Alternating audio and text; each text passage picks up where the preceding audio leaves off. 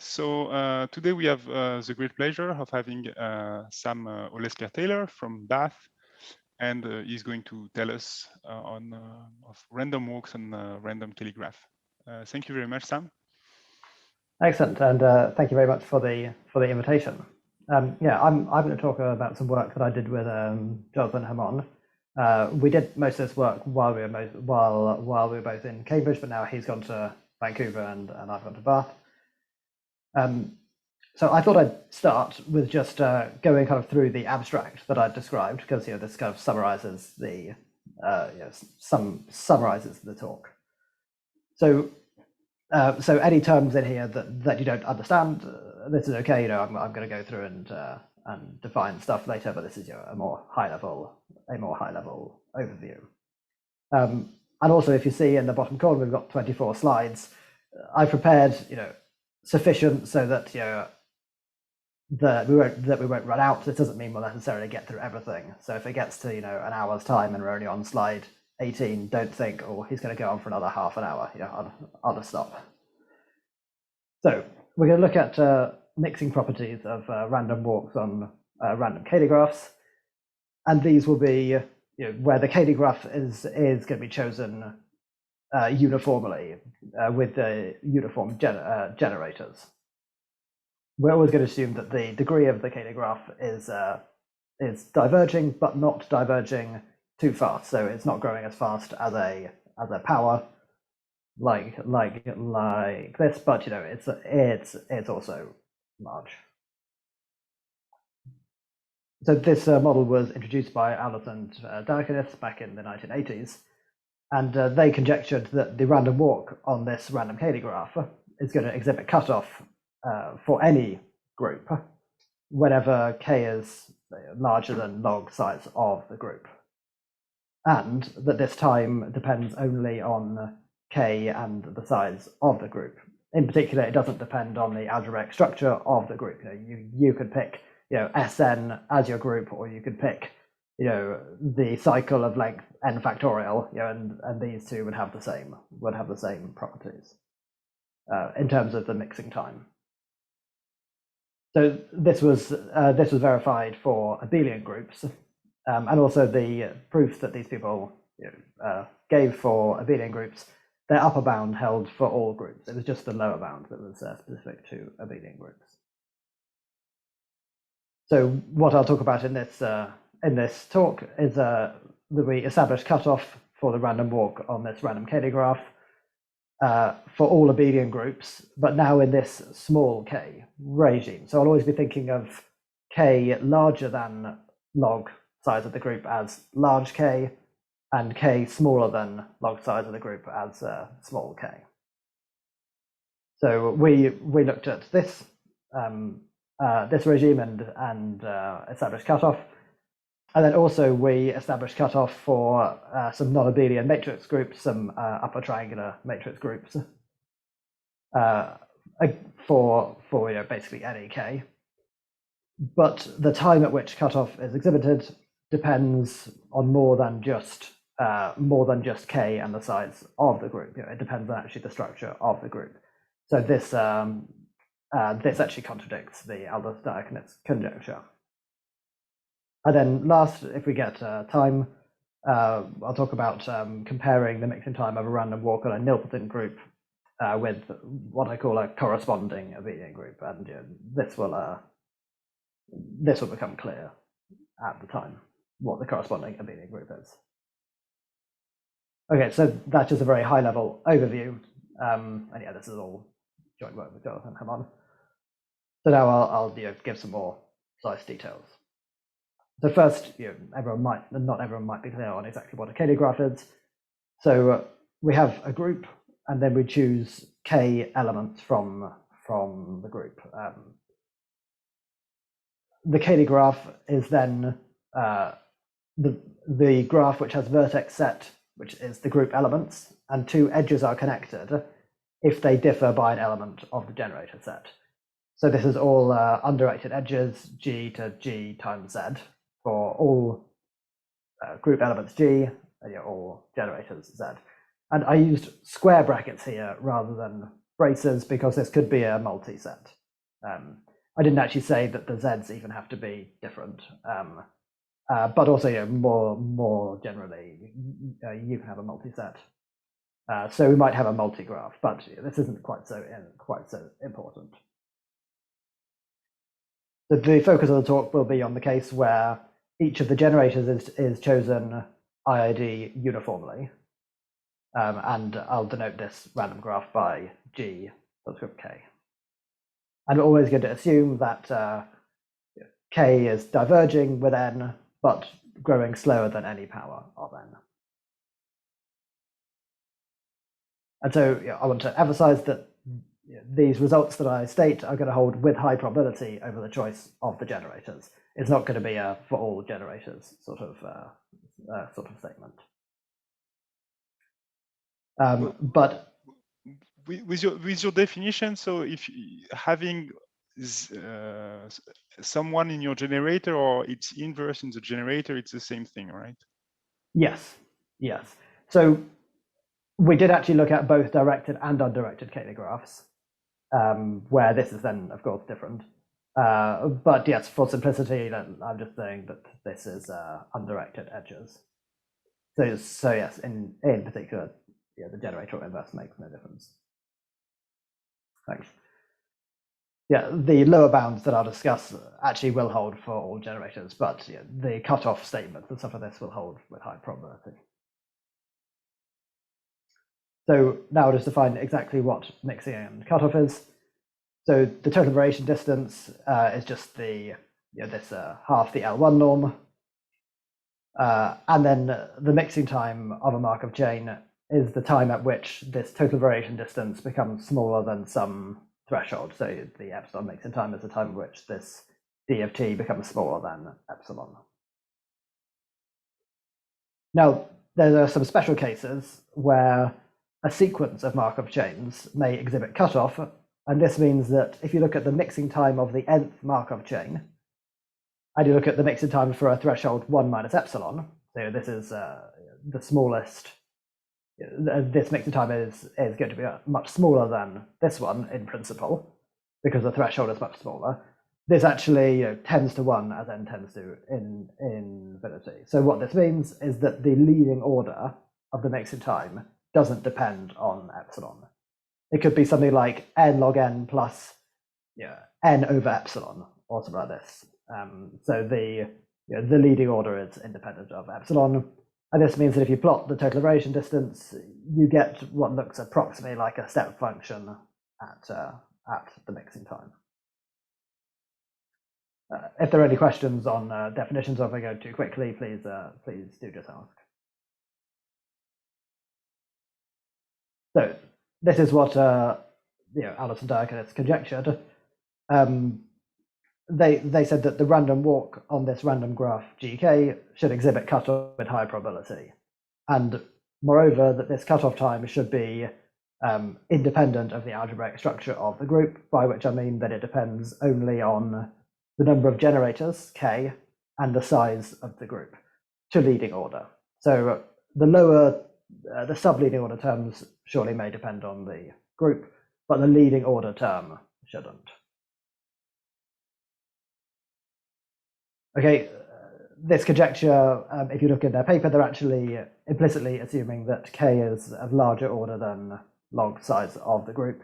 And in particular, if you take this sort of hypercube group, then you can't span it with fewer than d generators because it's a vector space. It corresponds to a vector space, so you need at least d generators in order to actually span the group.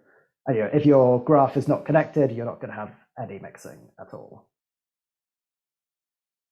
So yeah, their conjecture is assuming that it's in this large K regime.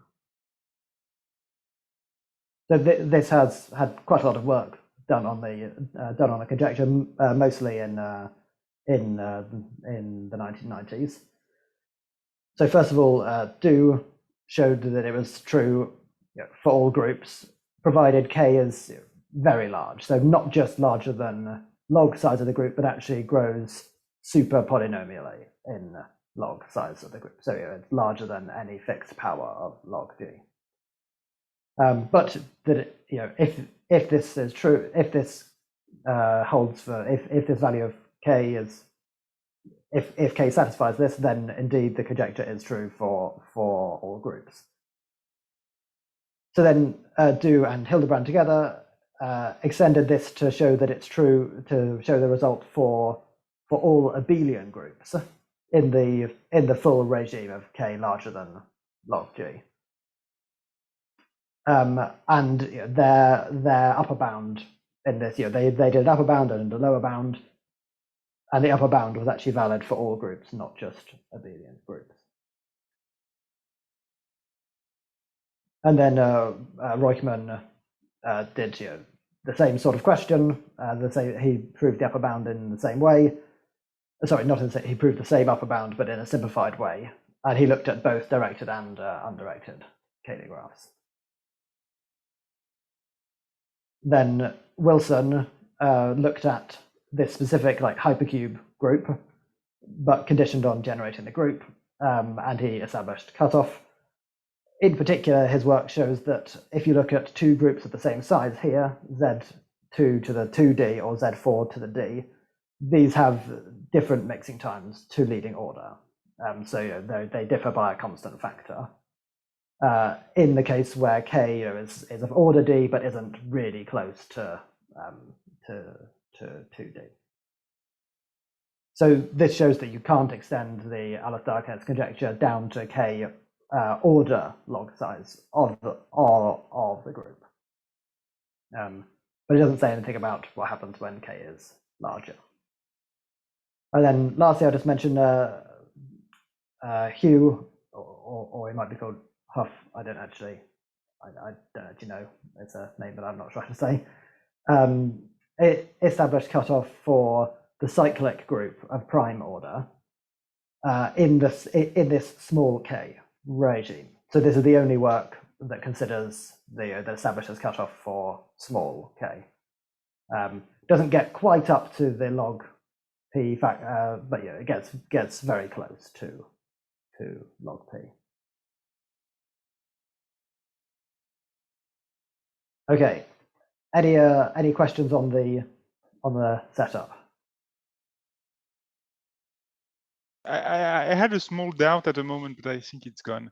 But yeah, so by independence, you mean the probabilistic independence, not algebraic independence. When you say that, yeah. Yes. So as in they're random variable. You mean the generators? So in particular, I mean you can. It's perfectly possible that you can generate one of the z using the others. Or yes. Yeah. They could well be linearly dependent. I mean, in principle, you could draw the same thing k times.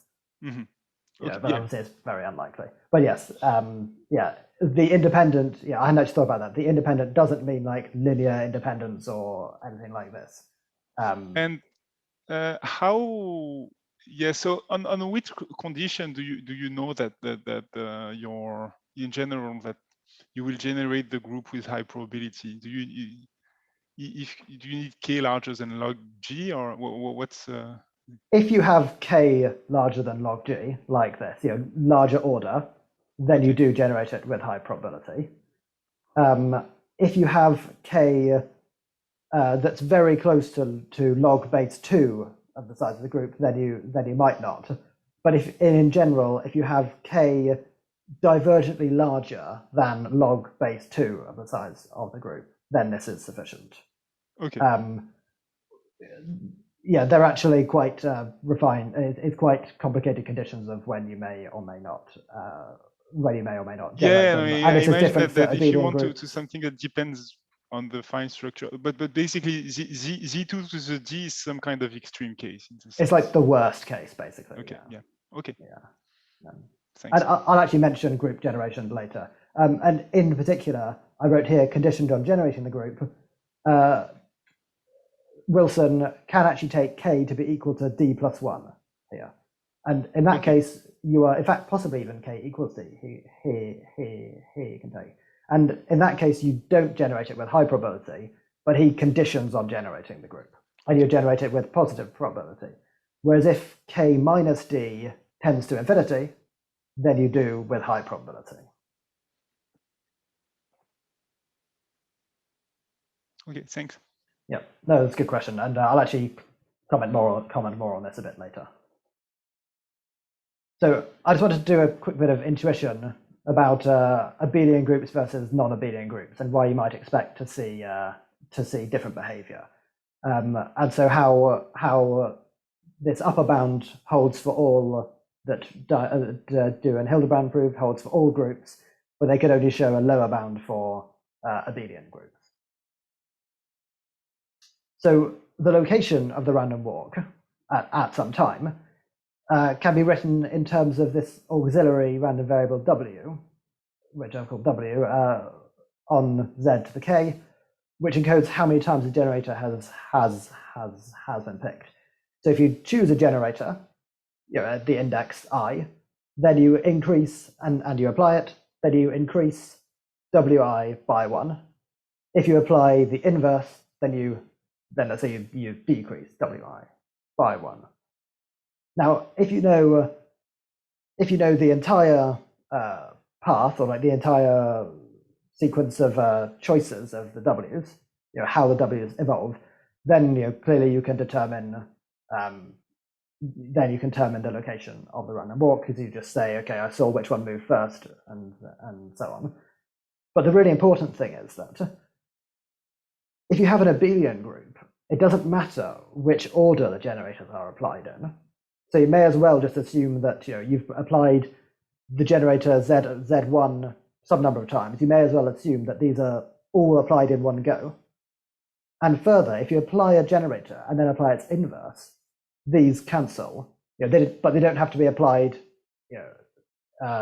one after the other. It could be apply Z1 and then you apply some other stuff, and then a while later you apply Z1 inverse, and then you can reorder the terms and it cancels. So this says that actually just the location of the random walk is just the dot product of, think of this as a vector and Z as a vector of a vector of generators.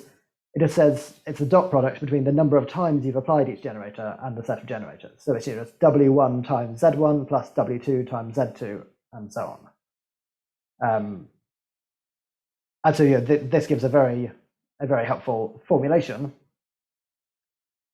But so I just give some examples here. Z2 and Z1, Z2, Z inverse. If these were non-abelian groups, you would have no reason to believe that they're the same.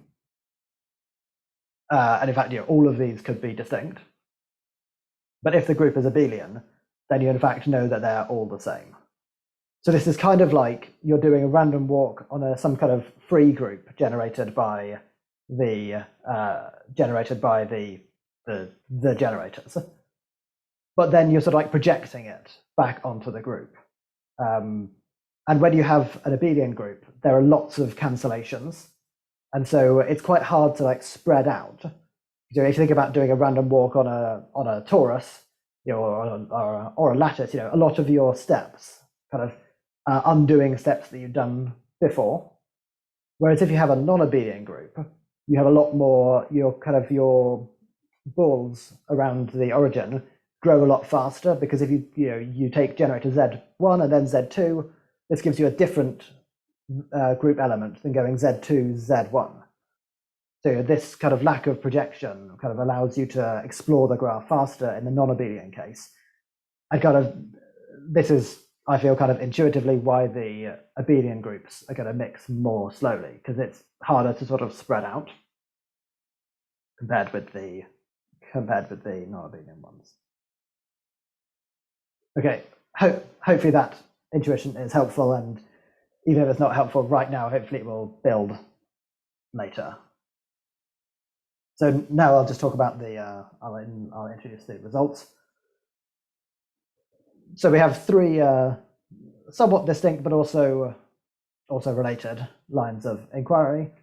The first one is to establish cutoff for general abelian groups in this small k regime. And these almost necessary conditions, they're not quite, but they're almost exactly the condition that the group is generated with high probability.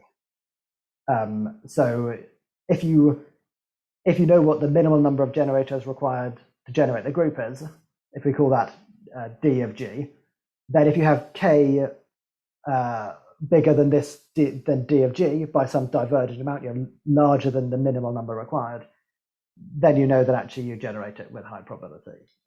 So this is what this almost necessary conditions are. This is to do with group generation. And then the second part is to give a specific class of non-Abelian groups for which the Aldous-Diaconis conjecture does not hold.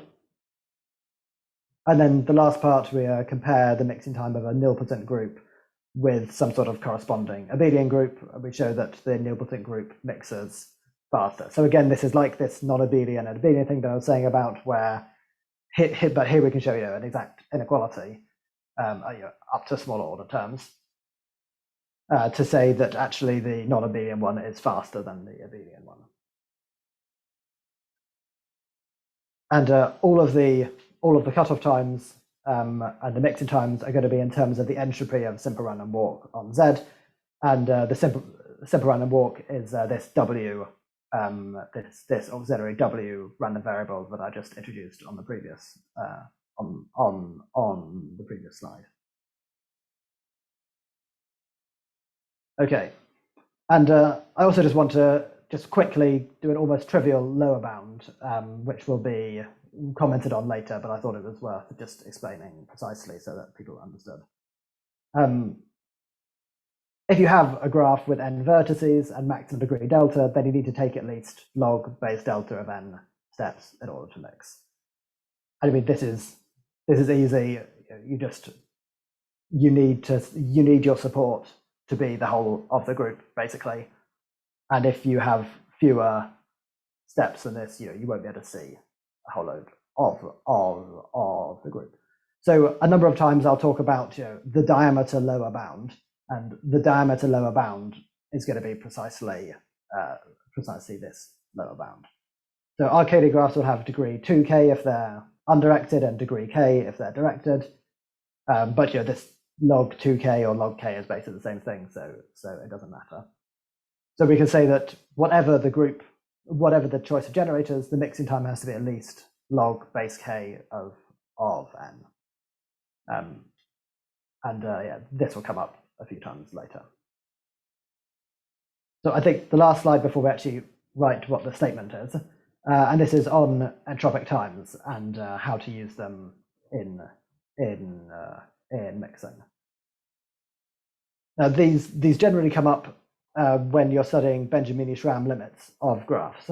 And for those who don't know what a Benjamini-Schramm limit is, the way I think of it is roughly what the graph typically looks like locally. So if you have a random regular graph and you choose a point uniformly and look at what it is, look at the graph locally, most likely you'll just see a regular tree, because the cycles in a random regular graph tend to be quite long. So odds are you'll just see a regular tree. If you look at an Erdős-Rényi graph, sparse Erdős-Rényi graph, you'll see a Poisson, Galton-Watson tree, and these sorts of things. And so a recurring theme in mixing times is that the random walk on the graph, on the random graph, should exhibit cutoff around the time at which the entropy of the random walk on the Benjamini-Schramm limit is close to the entropy of the invariant distribution of the random walk. This is kind of saying, once you've gathered enough entropy on your local limit, then actually you can kind of push this to the whole graph and say that you are mixed. Now, the random Cayley graphs that I've introduced here don't actually have a Benjamini-Schramm limit, but you can kind of think of them, in the abelian case at least, as looking roughly like a torus Z to the k, because cycles are going to be long, because you're choosing the elements uniformly at random, and then for an abelian group, if you apply one and then another one, it doesn't matter what order you apply these in. So it looks roughly like Z to the k. And so this is why all of the cutoff times that I'm going to describe are in terms of entropy on the k-dimensional integer lattice. Okay, so with that in mind, I'll let T0 of k and n be the time at which the entropy of random walk on z to the k reaches log n. And you might think, why have I taken capital N here, not lowercase n?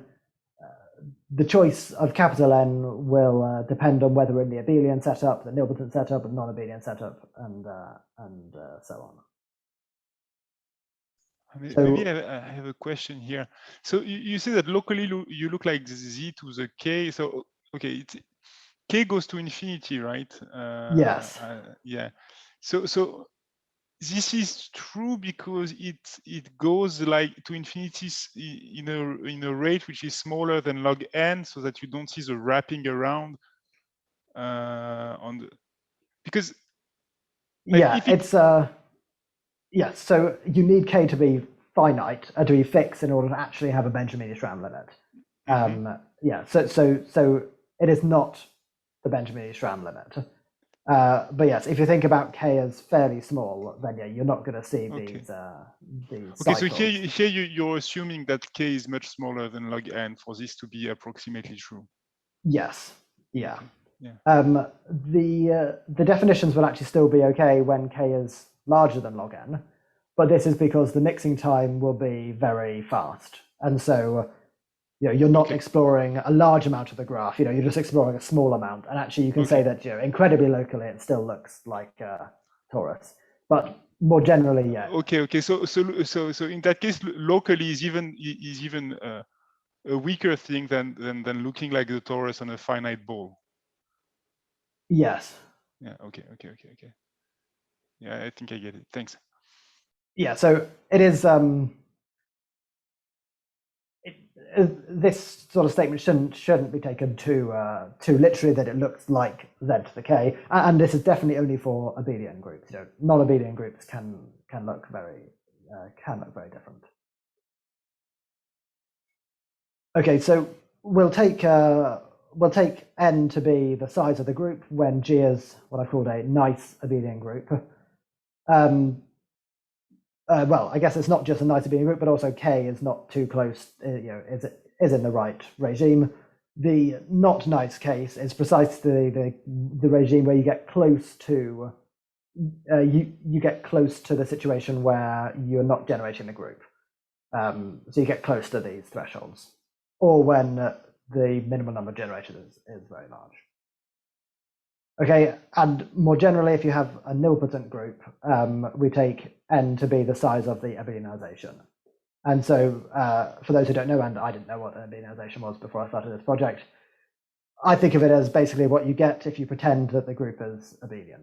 So you say that you got two words, so two group elements, and you just say that they're equal if you can write them using the same generators, but not necessarily in the same order. Z1, Z2, and Z2, Z1, these aren't necessarily equal for non-abelian group, but they are, when you project to the abelianization, they are equal. If G, H inverse is an element of the commutator. So the idea is that this part is an abelian group. It's kind of looking, and so we take n to be the size of this abelian projection. Okay, sorry, there was one more slide before the preliminaries. So we can evaluate this this T0 by just doing some hands-on calculations with simple random walk. If k is small, then it has this like n to the 2 over k behavior. In the sort of critical case where k is order log n, then T0 is also order k or order log n. And then for large k, it has this expression. But a particular thing to note is that if rho, this exponent here, is diverging, then this factor is also tending to 1. And so then T0 becomes just log base k of n. And so this is exactly the diameter lower bound. So this is why when Dou proved that the Aldous and Diaconis conjecture holds for all groups, he used he used an upper bound that was valid for all groups, and then just used this sort of diameter lower bound.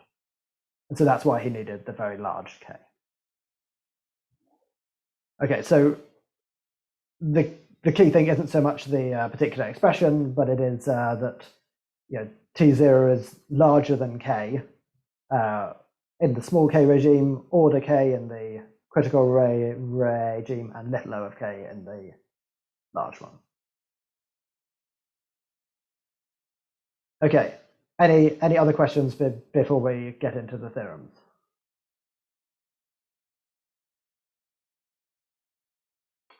No. Okay.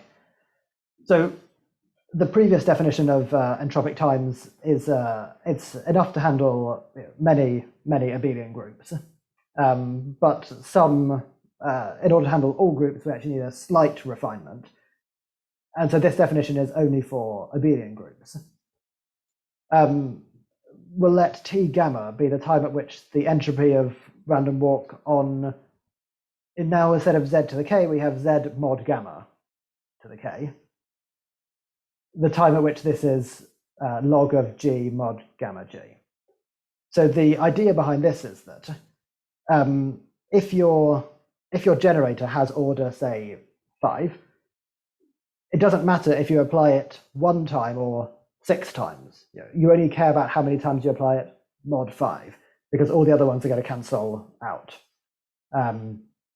So actually the entropy on the whole of Z isn't so important. You want to look at it as Z mod gamma.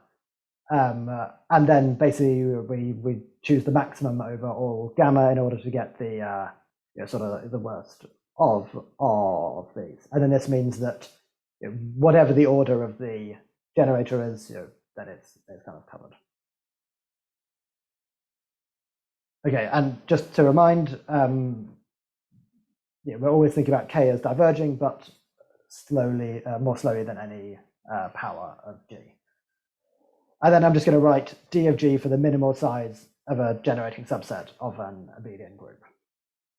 So you need K to be at least this in order to generate it. Okay, and so the theorem just has one main condition. Well, so we start with an abelian group, and then we say that K minus D of G has to diverge. So if this is the case, then the group is generated with high probability. That's not an if only an if and only if, but just a sufficient condition. Then the random walk exhibits cutoff at this time T star with high probability.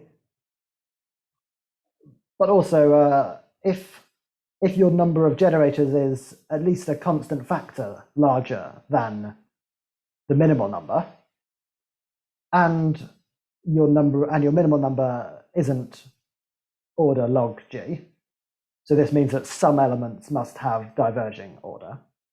So some group elements must have diverging order. If this is the case, then actually you could have just used this original T0 with the size of the group in here. So this T star is only needed in these sort of special cases. And in fact, you can get the cutoff window and even the profile of the convergence to equilibrium by studying variations of the entropy around this entropic time.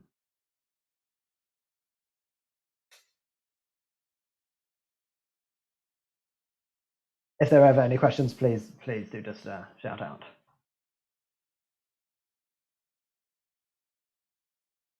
Okay, so the next bit is going to be on non-Abelian groups. So we'll look at the set of upper triangular matrices, which have 1s on the diagonal, and the other entries are in integers modulo p, where p is going to be a prime. So in order to set this up, we say let p be prime and d be fixed, at least 3.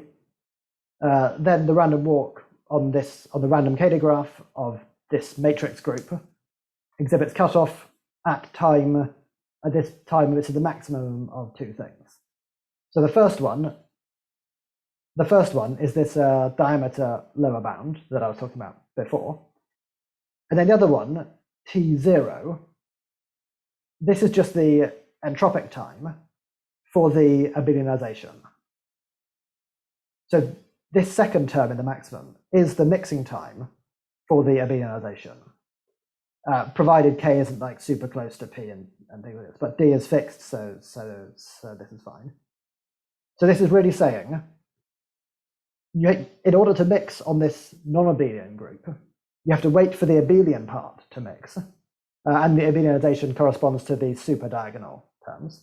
You have to wait for your superdiagonal terms to mix, and then once those have mixed, if your support is the entire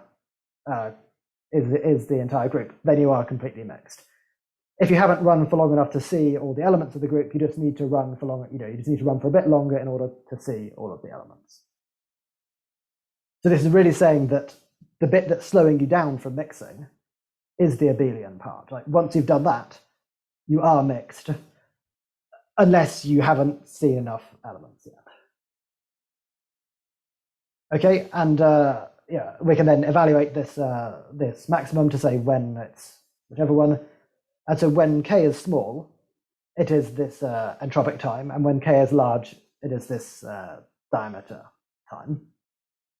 And yeah, there's some particular exponent. So now this shows that actually the form of the cutoff time depends on a lot more than just the size of the group. It depends on the size of the group and the size of the abelianization.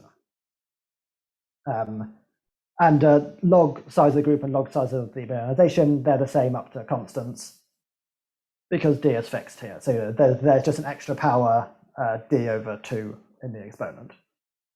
So it doesn't matter about writing abelianization here. So this means that if we take, say, D is equal to 3, then this exponent becomes 3. So it says that in the regime where K is, say, log squared, then we fall into the mixing time being dominated by the abelianization. And so this is what gives a counterexample to the. I wrote the secondary part of the Aldous-Diaconis conjecture because they conjectured that cutoff is exhibited and that cutoff is exhibited at a certain time. So it doesn't counter. It's not a counterexample to cutoff. It's just a counterexample to the time depending only on K and N. N being the size of the group. So here, we're taking. The key thing is to take in this entropic time, not the size of the group, but the size of the abelianization. Now, what we of course wanted to then claim was that okay, it's not just the size, it's not just K and the size of the group, it's K, the size of the group, and the size of the abelianization. But unfortunately, this isn't true. If you look at like a dihedral group, you have a very large abelian subgroup, but your abelianization is only size 2. So we haven't been able to come up with a sort of general condition for what it might depend on. But it certainly appears to be stuff to do with the size of the group and the size of abelian quotients or abelian subgroups, because these are the things that seem to be slow to mix.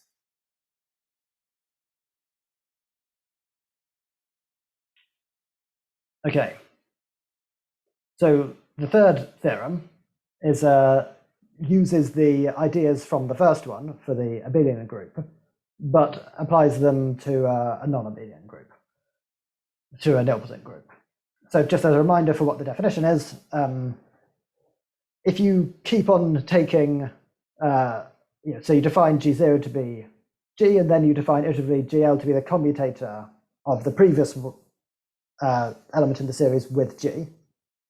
So if you keep on doing this, if your series is going to stabilize at some point, if it stabilizes at the trivial group, then the group is called abelian.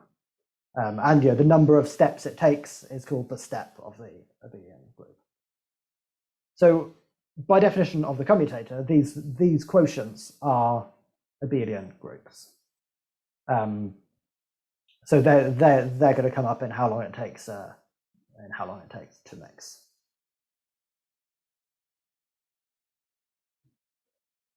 Okay, so the theorem is that we let G be a nilpotent group, and let's set G bar to be the direct sum of abelian groups of these abelian quotients. And L is just the number at which you get to the identity. So this is all of the abelian quotients. And the theorem quite simply says that provided K minus D of G bar, which is the minimal number of generators to generate this sum of quotients, if this holds, then the mixing time for the random walk on the random Cayley graph of the nilpotent group is at most the mixing time for the random walk on the random Cayley graph of this corresponding abelian group. So that this T star here is T mix of G bar K with high probability. So basically we show that if the group were just these abelian, so the nilpotent group isn't just a direct sum of these abelian quotients, but rather they interact in certain ways. We show that these interactions can't slow down the mixing time. They can only help, and if you don't have them, so if you project kind of destroy them, then this gives you this mixing time for an abelian group.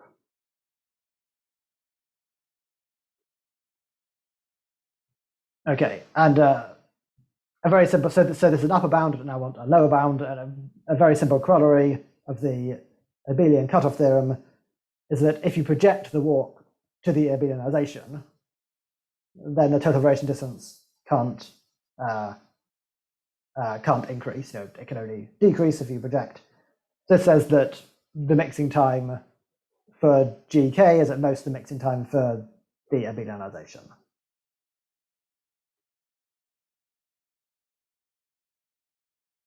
So this, I'm not sure that I understand the last bit, because okay, is this thing really a projection? Because if this is a projection, then you have a general result that says that in general any kind of projection.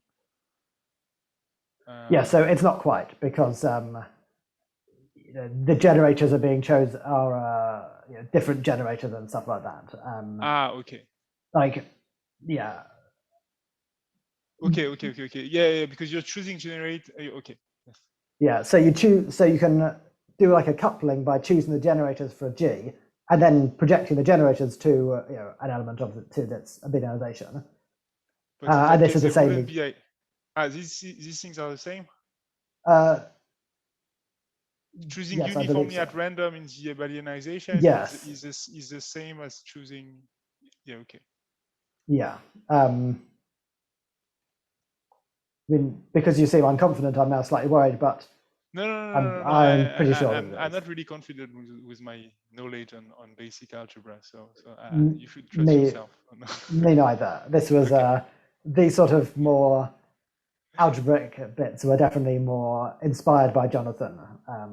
I say ways of coming up with sampling from the group by sampling from the quotients and stuff like this. Yes, we don't just in the paper we don't just say easy corollary. It's done by a projection. We actually prove it properly. But I kind of think of it as if you think about the random walk on the matrix groups, you're multiplying upper triangular matrices, and the abelianization just corresponds to the super diagonal terms. If you multiply two upper triangular matrices, it doesn't matter what order you do, what order you multiply them, just if you look at super diagonal terms. And then if you just forget about all the other terms, this is kind of a projection, from the whole thing just to the abelianization.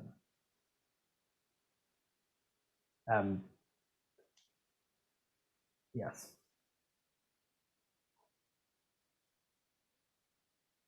Okay, so now I'll just show how to apply this upper bound and then this corresponding lower bound to get cutoff for high-dimensional Heisenberg groups. So Heisenberg group, a d-dimensional Heisenberg group, is a group of triples where the first two terms are abelian. So it doesn't matter what order you do this, but then you add on x times y prime. So actually, in the three-dimensional case, this is just exactly 3 by 3 upper triangular matrices. And more generally, it's D by D matrices where you only have the top row and only the right-hand column non-zero, and then the top point, the top right corner. So if you multiply matrices like this, then you get exactly this condition. So this is D by D matrices, but now instead of having all of the upper triangular stuff allowed to be filled with different numbers, only the top row and right-hand column are allowed. So you can just check easily that this is a step 2 nilpotent group. You get you can see the abelian part is precisely the x and the y, and then when you quotient, you get z left over. Oh, not z. Z mod m. This is a typo. This should have the m in the bottom.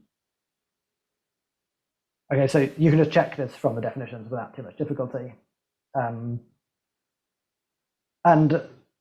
in the high dimensional case, which is what I'm calling when D is large, in some sense, almost all of the group is the abelianization. You have 2D minus 4 coordinates, which are in the abelianization. And then you have just this one top right corner that can mess around. So here you've got dimension 2D minus 4 that is abelian, and here is just a single dimension that is not abelian.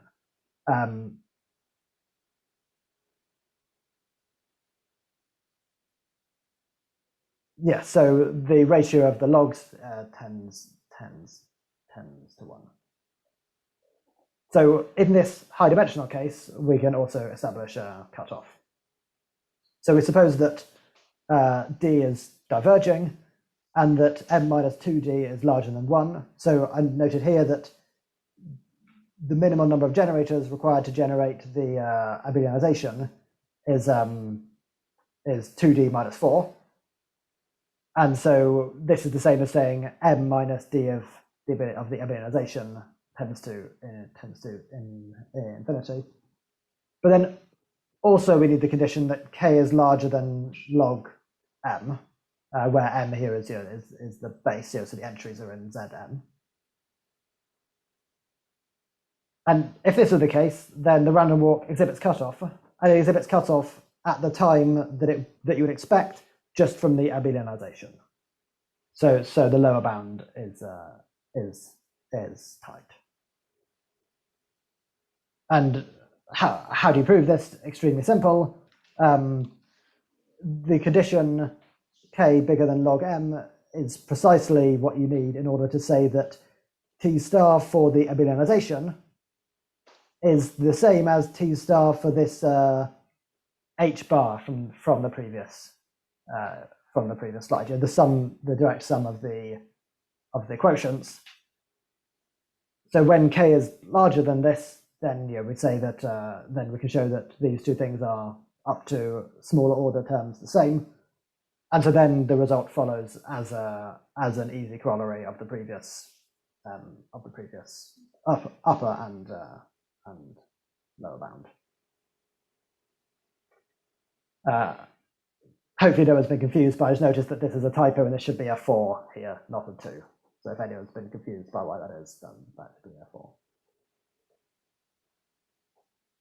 Okay, are there any questions on this? I think I've only got like a few minutes left, yeah.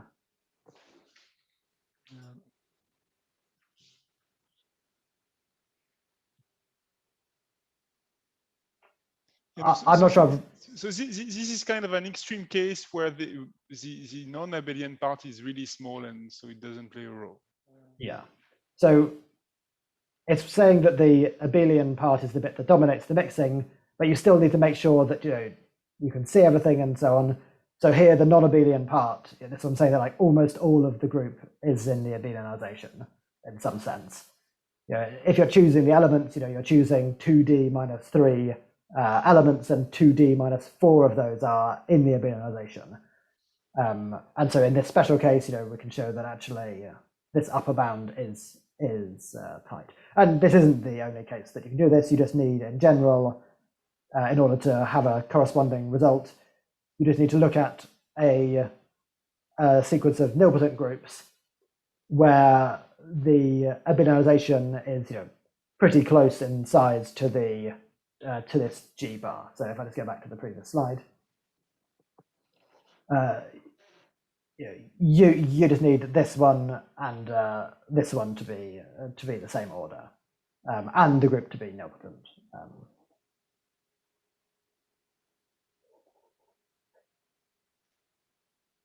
So I think probably that's as good a place to stop as any, because I think I've only got a few more minutes. But yeah, thanks for listening. And if you have any more questions, please do ask. Thank you very much, Sam. So yes, do we have any questions from the audience?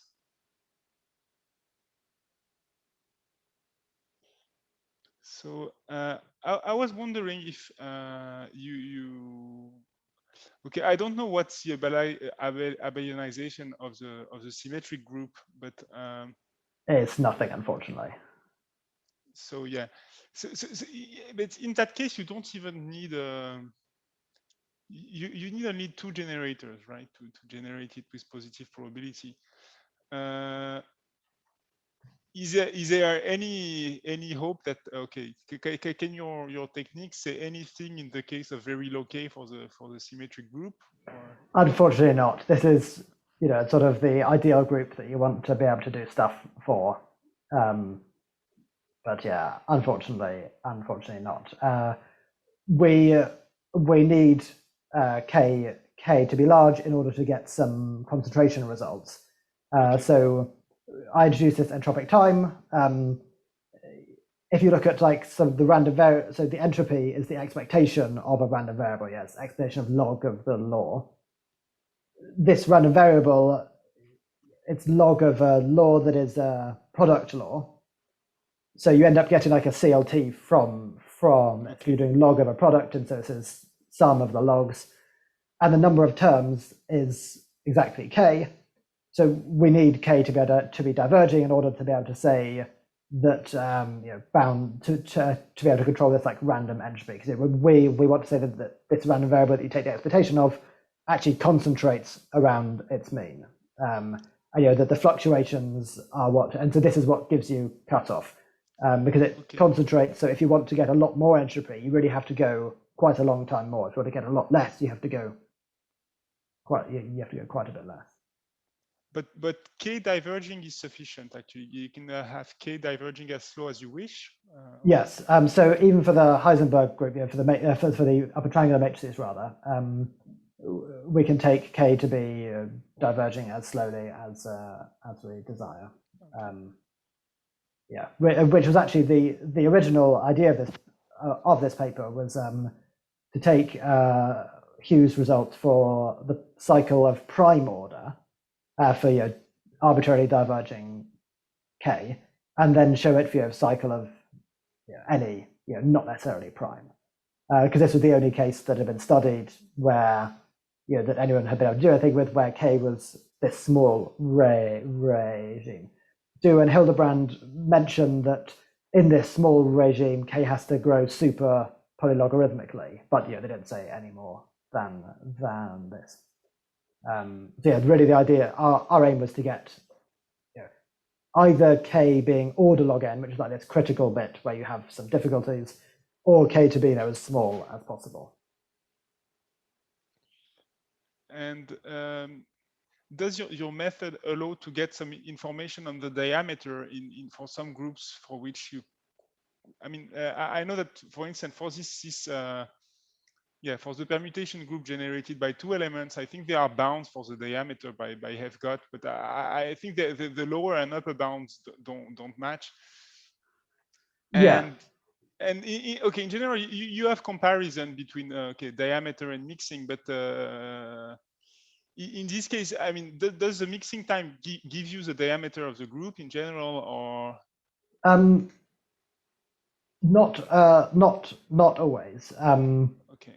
But it is very similar. So the nice thing about working with entropy is that we don't really look at the random walk as a process. So don't say stuff like, oh, every step the L2 distance decreases by some factor or something like this. We just say, here's a random variable, which is the law of the random walk after t steps. So you can replace this with a different random variable if you want. And you can try to show that the same sort of results hold.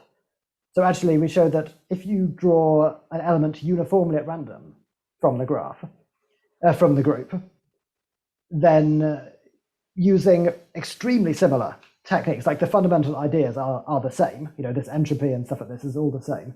We show that the graph distance between this uniform element and the identity, this concentrates. The value isn't the same as the mixing time. Well, actually, it is when k is larger than log n. But for k smaller than log n, it's not the same. It differs by like a constant. There's like a 1/2 pi e that becomes like 1/2 or something like that instead. But we can show that the diameter, that the typical distance, which we call it, concentrates. This typical distance is somewhere between the diameter and 2 times the diameter. Or... Yes. No, between diameter and half the diameter. Okay. Yeah. But there is a 2 somewhere. Yeah. No, it can't be larger than the diameter by definition. Yeah. And then when k is order log n, so it's critical case or larger, we actually show the same thing, that the diameter is up to smaller order terms. So the correct constant is the same as the typical distance. So and we do this for abelian groups, not quite any abelian group. We didn't really try to push this to the absolute limits, but we do it for basically any abelian group which satisfies this inequality, basically, these relations. So these like nice abelian groups we can prove the result for. So we can show that the diameter and typical distance agree up to smaller order terms, and they concentrate up to smaller order terms as well. And we can do this for upper triangular groups as well. Okay, nice. Do we have some other questions? I'm keeping the question session for me, but.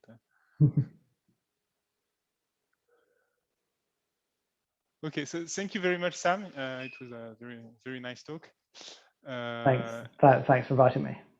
And yeah, we will meet. Okay, I don't know when I will meet you, Sam, but the rest of the audience, we will meet next week for seminar by Vincent Vargas. Okay. Thank you. See you. Bye.